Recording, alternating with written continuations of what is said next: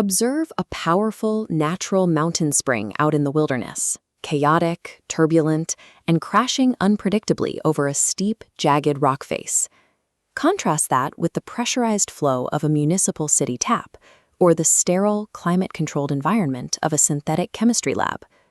When the conditions of creation vary so wildly, it seems intuitive that the resulting water would carry a different chemical profile depending on how or where it formed.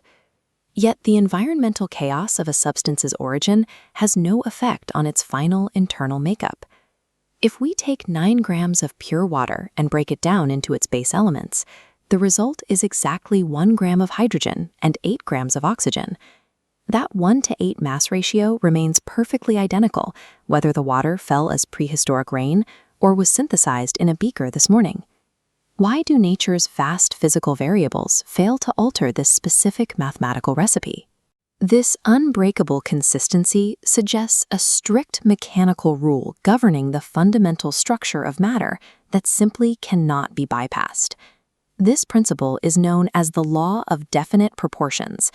It dictates that a chemical compound always contains its constituent elements in a fixed ratio by mass. Under this law, the preparation method or the geographical source is irrelevant to its composition. If the ratio shifts by even a fraction, the substance is no longer water, it has become something else entirely. To understand why this ratio is so rigid, we have to look past the macroscopic scale of grams and down to individual atoms.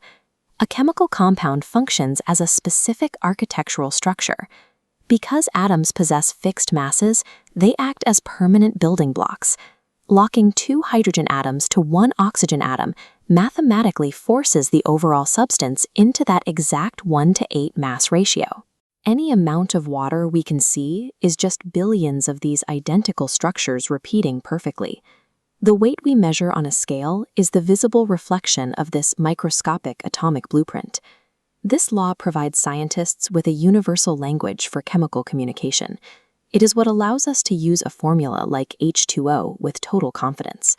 Writing those characters guarantees that the same atomic and mass ratios will be found by any researcher, anywhere.